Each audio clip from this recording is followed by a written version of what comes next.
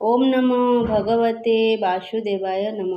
ମୁଁ ଆପଣମାନଙ୍କୁ ପୁଣି ଥରେ ମୋର ଚ୍ୟାନେଲ କିଛି ଠିକ୍ କଥାକୁ ସ୍ୱାଗତ ଜଣାଉଛି। କାହାକୁ କିଛି କହିପାରୁନଥିବା ବ୍ୟକ୍ତି ହୃଦୟରୁ ବହୁତ ଶକ୍ତ ହୋଇଥାନ୍ତି। ନିଜେ ନିଜର ନିଷ୍ପତ୍ତି ନେଇପାରନ୍ତି। ନିଜର ସବୁ ଅସୁବିଧାକୁ ନିଜେ ସମାଧାନ କରିପାରନ୍ତି। ଖାଦ୍ୟ ଯାହାକୁ ଦରକାର ତାକୁ ଦିଅ।